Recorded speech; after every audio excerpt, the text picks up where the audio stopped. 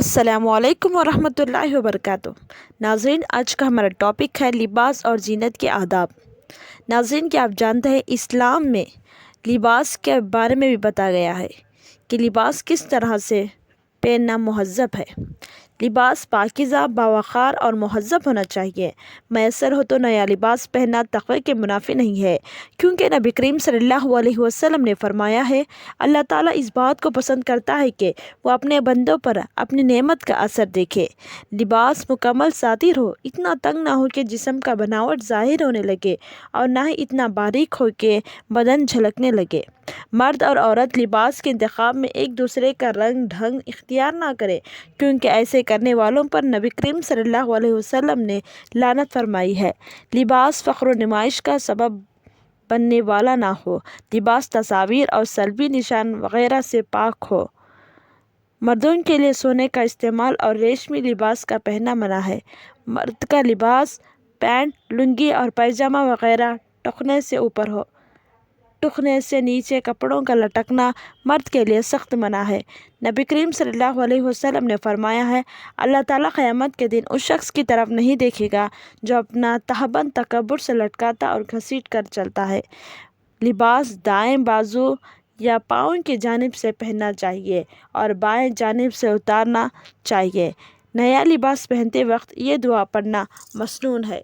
الحمدللہ الذی کسانی ھذا ورزقنیہ من غیر حول منی ولا قوہ۔ سفید کپڑے پہننا مسنون ہے۔ نبی کریم صلی اللہ علیہ وسلم نے فرمایا ہے، تم سفید کپڑے پہنا کرو، کیونکہ یہ تمہارے بہترین کپڑے ہیں۔ جسم اور کپڑوں کی پاکی و صفائی کا خیال رکھیں۔ نبی کریم صلی اللہ علیہ وسلم نے فرمایا ہے، طہارت و پاکی آدھا ایمان ہے۔ جس ماحول میں ٹوپی پہننا عادت ہو، وہاں اس کا اہتمام کر لینا چاہیے۔ لباس سر کے بالوں اور شکل و صورت وغیرہ میں فاسق و فاجر اور بدکار لوگوں کی مشابہت اختیار کرنا منع ہے۔ لباس زینت اور دنیاوی امور میں اپنے سے نچلے دار والوں کو دیکھنا چاہیے۔ نبی کریم صلی اللہ علیہ وسلم نے فرمایا ہے، ہمیشہ اپنے سے زیادہ غریب کی طرف دیکھو اور اپنے سے زیادہ امیر کی طرف نہ دیکھو، اور یہ اس کے لیے زیادہ مناسب ہے کہ تم اللہ کی کسی نعمت کو حقیر نہ سمجھو گے۔ مردوں کے لیے خوشبو کا استعمال مسنون ہے، اسی طرح عورتوں کے لیے بھی، بشرطیکہ کہ وہ ایسی جگہ نہ ہو جہاں غیر محرم رہتے ہو، اور نہ ہی عورتیں خوشبو یا پھول وغیرہ لگا کر گھر سے باہر نکلیں۔ اور عورتوں کو خوشبو وہ ہے جس کا رنگ تو ہو مگر مہک نہ ہو، اور مردوں کی خوشبو وہ ہے جس کی مہک تو ہو مگر رنگ نظر نہ آئے۔ ایک چپل یا ایک جوتا پہن کر چلنا منع ہے۔ جوتا یا چپل دائیں طرف سے پہننا اور بائیں طرف سے اتارنا مسنون ہے۔ چیتے کی کھال پر بیٹھنا اور اس پر سوار ہونا منع ہے۔ عورتوں کے لیے یہ جائز نہیں ہے کہ وہ گودے یعنی جوڑا یا مصنوعی بال جوڑیں، یا خوبصورتی کے لیے دانتوں کے درمیان فاصلہ کریں، یا پلکوں اور آئیبرو کے بال نکالیں، کیونکہ یہ لعنتی کام ہے۔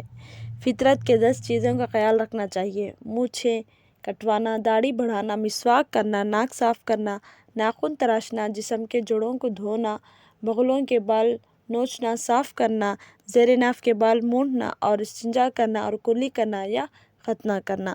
ہر مسلمان مرد پر داڑھی رکھنا ضروری ہے، اس میں سے کچھ بھی نہ کاٹا جائے۔ بغلوں کے اور شرمگاہ کے بالوں کو 40 دن سے زیادہ چھوڑنا جائز نہیں۔ آخر میں اللہ تعالیٰ سے دعا ہے کہ اللہ تعالیٰ ہمیں سنت سے زیادہ عمل کرنے کی کوشش